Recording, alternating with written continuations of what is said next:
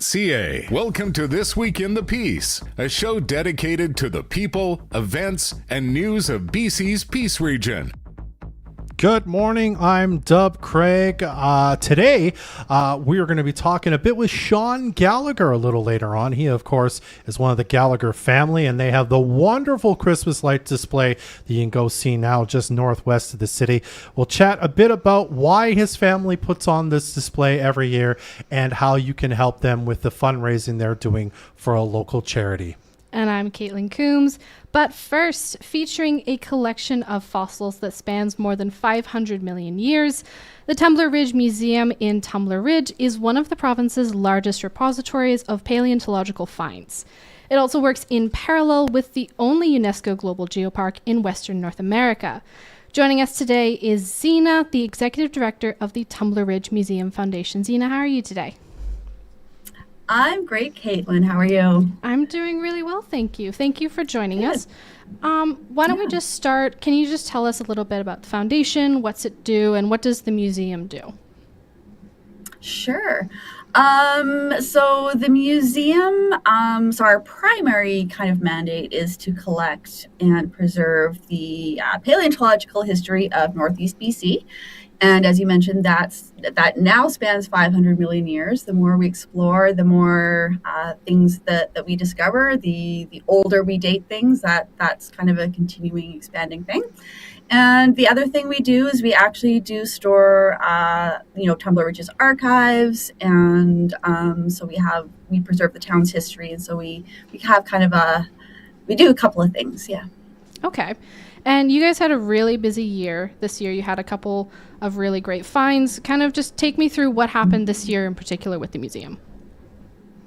Sure. So I think the biggest change for us this year is we hired a programs coordinator last October. So she's been with us for a year now. And so as far as programming goes, we were able to offer summer camps again, and we're offering camps on professional development days and drop-in programs and education programs. And that's all kind of expanded and grown.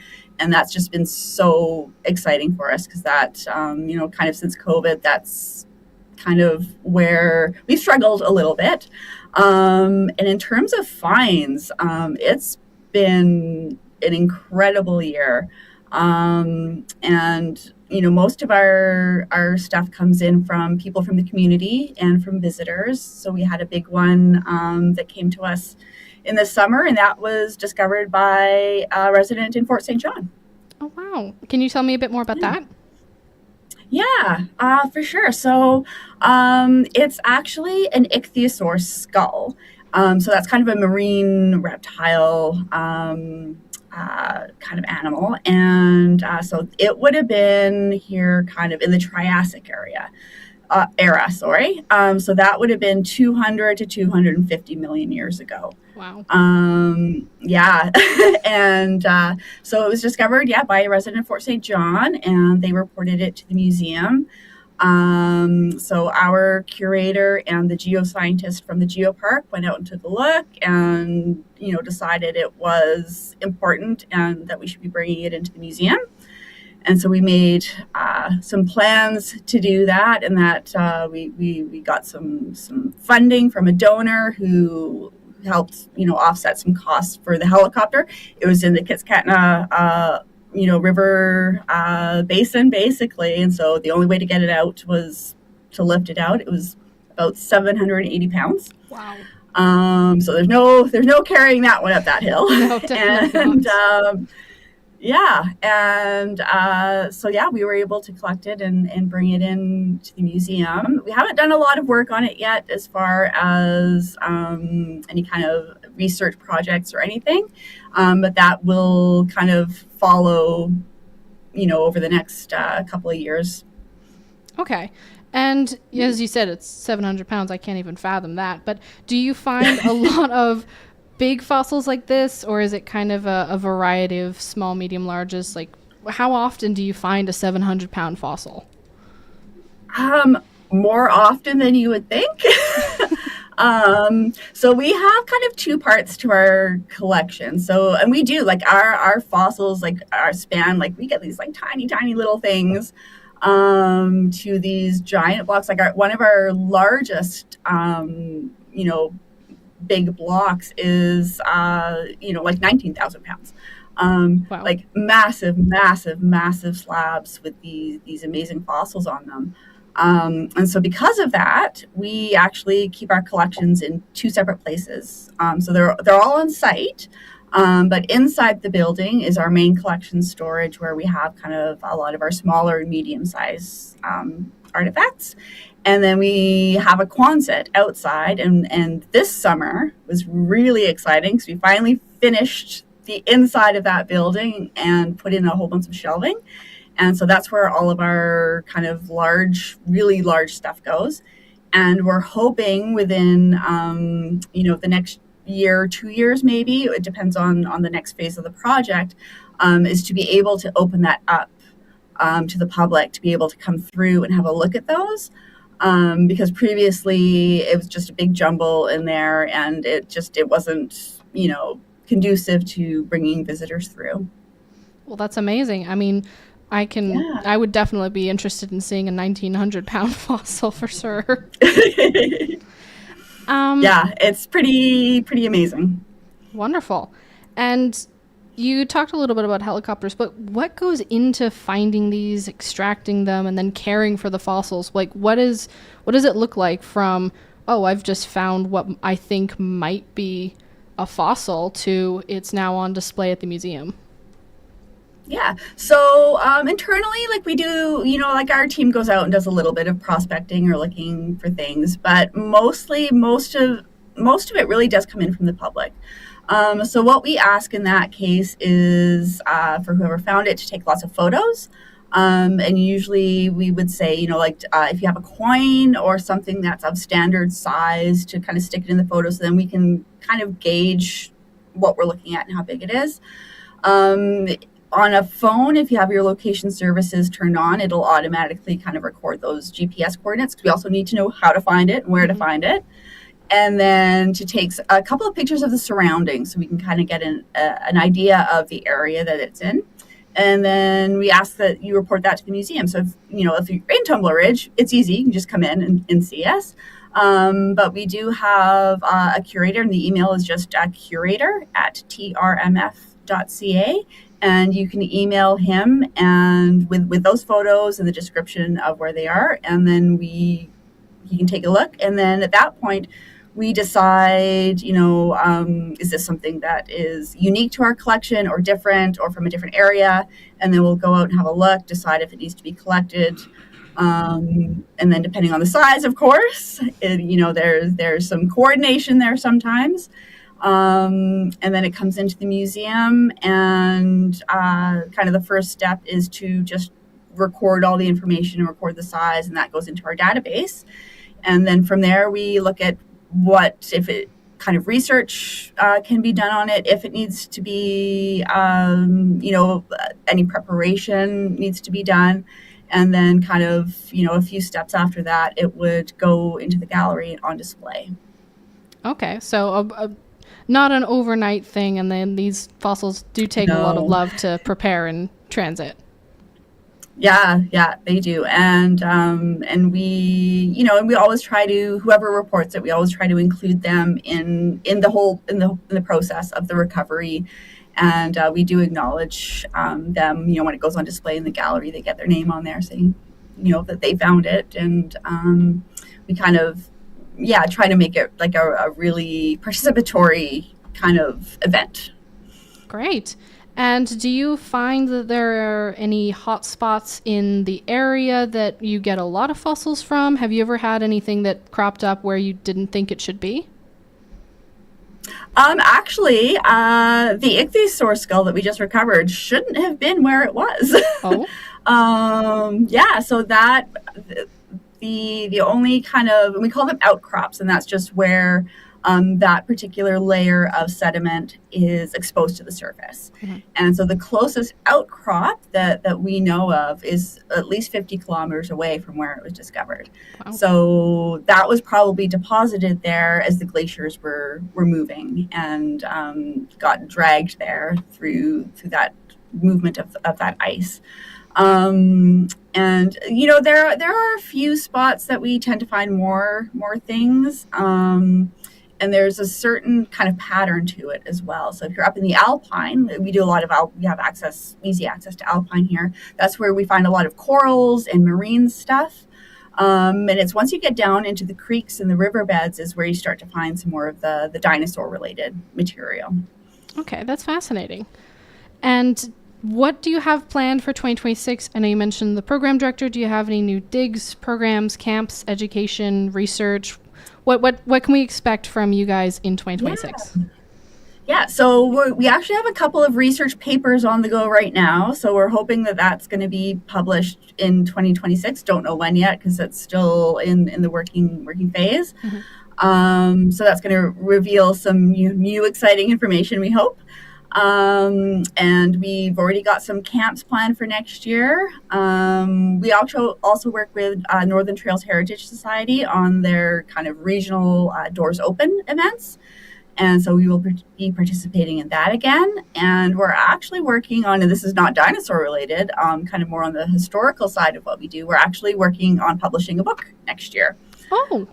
So we'll be doing a book launch, hopefully in the middle of summer sometime, and we're going to try and make a big event out of that as well. All right. Well, I look forward to, now I have something to add to my 2026 reading list. Thank you very much, Zena, and I definitely look forward to coming down and seeing all those big, lovely fossils. Yeah, we'd love to have you. Thank you. Thank you. That was Zena Conlin. We'll be right back with Sean Gallagher on This Week in the Piece. Now we'll look at the forecast for today's classroom conditions. We've got 30 students, but feels like 40. Complex needs covering every corner of the province. Staffing shortages creating high pressure in every school. And the risk of burnout, you're feeling it. We can't change the weather conditions, but the BC government could change classroom conditions for our kids. After 8 years of promises, this government needs to deliver, with more time, support, and resources for everyone in our schools. A message from BC teachers. Christmas, the most wonderful time of the year. Hi, this is Kaylee from Hamry's Funeral Chapel, reminding you as you gather this holiday season to please don't drink and drive. From our family to yours, have a safe and memorable Christmas. From all of us at Hamry's Funeral Chapel. 'Twas the weeks before Christmas, and all through Moose FM, listeners were calling again and again. Each Friday till Christmas, we're spreading good cheer with $150 in grocery gift cards right here. Just answer our Christmas question, It's Festive and True, through the Fort City Chrysler line at 250-787-2222. Brought to you by Moose FM and Polka Dot Penguin Toys and Treasures, and supported by Pizza Hut, The Butcher Block, and Merwin Optical, because helping you feast is our favorite game. Need an oil change? How about a free large Domino's pizza to go with it? Right now at Great Canadian Oil Change, get any oil change package and we'll throw in a free large Domino's pizza. Because your car isn't the only one that deserves great service. Quick, trusted, expert care. Plus dinner on us. Now that's a Great Canadian Oil Change. But hurry, this delicious deal won't last forever. Keep your engine running smooth and your family running on pizza. Stop in today. Offer only valid at Great Canadian Oil Change in Fort St. John. It's where country's biggest fans come to experience their favorite bands live and loud. Big Valley Jamboree. See superstars like Old Dominion, Riley Green, Keith Urban. There was this girl. Plus, Gavin Adcock, Cameron Whitcomb, Chase Rice, and show up early for the kickoff party featuring Nate Smith. Big Valley Jamboree, Rockin' Camrose, July 30th to August 2nd. Give the gift of summer fun this holiday season. Visit BigValleyJamboree.com. When you have information about a crime, you may hesitate to come forward. You don't have to. You can still give information without revealing your identity. Crime Stoppers tips are helping police track down criminals by harnessing the power of the electronic age. Go to crimestoppersfsj.ca and click on web tips to submit a tip online. To continue to submit information on that crime, just type your optional password, linking your follow-up information to your original info. Crime Stoppers does not trace the origin of the tip. Crime Stoppers, a community working together to help police solve crime. You can watch this show live on Facebook, catch the replays at energeticcity.ca, or be part of the show by texting your thoughts to the Fort City Chrysler line at 250-787-2222. Welcome back to the show. I'm Dub Craig. The Gallagher's Christmas lights are a staple of the holiday season in Fort St. John and the Peace. Family has installed thousands, probably more than thousands, we'll get into that in a second, of lights on their property just northwest of town off the West Bypass Road. And each year they invite the community to enjoy their hard work and collect donations for local causes. So to talk about this local wonder of December, we're joined now by Sean Gallagher. Sean, thanks for coming by the show this morning. Thanks for having me. You're very welcome. Let's start with this tradition. I've been here 7 years now. This has been something my family has been able to do every Christmas we've been here. So this tradition predates us even. How far back has this been going on for you guys? This goes back about 20 years. Holy cow. Okay. So I started it in town about 20 years ago. Oh, okay. And then 10 years ago, we moved out to the West Bypass Road there. And it's just growing and growing from there. So okay, so in your original kind of, you used to live in town. I did. You would kind of go all out for Christmas. I would decorate the house all up. Yeah, it would be. I think it was probably the most decorated house in town at that time too. Yeah. Was there even back then sort of an element of people can come in your yard or anything? Or totally. Yeah. Yeah. Yeah. People would come and walk around the yard all the time. Yeah. So talk about that vision for a moment then, because there are a lot of people who put a lot of effort into the Christmas lights, but not everybody's like, let's also make this, can we drive through as it is now or walk through and kind of check it out? Why did that start for you? Where did that idea, that sort of inspiration come from for you? You know, it started when I was just a little kid. Actually, I always dreamt of having a house with tons and tons of Christmas lights. Yeah. I didn't really think it would grow into something like it did, but yeah, I had that desire when I was young, and when I got older, I just made it happen. Did you, like, when you were growing up, did your parents like Christmas lights and stuff? Or to not the really. Extent that No. So they were like, no, thanks. No. And you were like, I'm gonna. Yeah, no, nothing like me. No, it was kind of a thing I just kind of discovered on my own. Yeah. And I mean, you say 20 years ago you started this. So is what we're seeing now at your place on the West Bypass, is there still elements of that first year when you started putting Christmas lights up? Oh, yeah. Still there and kind of what we're seeing today? Yeah, there's still a few things left, but most of that stuff I've given away now, and it's pretty well all new stuff at the new property that I've built myself and bought from different suppliers around the world. Yeah, and I believe we've talked before. Your family's pretty well into this as well too. It's not just you, right? Yeah, I have 7 kids. Yeah. So they help me out to some degree. Varying levels of enthusiasm. Yeah, varying levels. Yeah, 6 of them are girls. So, but yeah, I get some help from them, and but they love it though. Yeah. So, talk to me about the planning of this, right? Because, you know, if you've gone through it this year and you've gone through every year like I have, you see new stuff every year. There's always something extra. Yeah. And it's usually like sizable things that are extra. I mean, I remember thinking even this year, I was like, it just seems to be more and more. You think there's no more room for lights, and yet you find more room. So when is the planning for this year? Like you opened up kind of, I think a week or so after Remembrance Day. Yeah. When is the planning for that start for, we want to maybe do this or add this or? Yeah, I start that planning in the summertime. Yeah. Usually June, July, I start planning. Then I'll order my lights that I want to put up. I've been ordering directly from China, so it takes 2 months to get here. Yeah. And then I start putting the displays up around the beginning of September. And there's always lots to fix. Yeah. There's lots of electrical hiccups. I have an electrician. His name is Bob Amon. Yeah. He's been helping me for years and years. So all my little electrical hiccups he helps me with. And yeah, it's usually the first Friday after Remembrance Day is usually the day we turn them all on. Yeah. Are you ordering like the entire package from China in terms of like, this is a giant Santa Claus, for example? No. So there is some of it that's your creativity and you have to build it yourself. When you get stuff from overseas, it's usually just the lights themselves. I see. And then I'll put them together from there. Yeah. And then I guess that's part of the planning too. You're like, you have a vision? You're like, can I pull this off? Yeah. So like, for example, I think of the giant Santa Claus. That was entirely, you built that? And I didn't build that. That actually came from Edmonton. Oh, okay. And that display is like probably 50 years old. Oh, no kidding. So when it came, it had the old incandescent lights on it. So I, stripped it and put the new LED lights on it and made it new. But with the old incandescent lights, you probably would never be able to do this on a residential property. 30 years ago, there wouldn't just be enough power to make it happen. But with the new LED technology, everybody asks me how much it always costs for hydro, but it's really reasonable. Yeah, it's 90% less electricity than it used to be. Yeah, because they're not using nearly as nowhere much. Nowhere near as much. Fascinating. How have you ever sort of sat and figured out how much time you end up putting in? Because I know we're talking, for example, you've been retired now for a couple of years, so this is kind of one of your jobs now, is putting up the lights. How much time do you think you actually spend on the planning, the building, the kind of the maintenance of it, would you say? I'd say probably around 200 hours a year. Wow. Yeah. Wow. All told. Hey? Yeah, all total. Yeah. Yeah.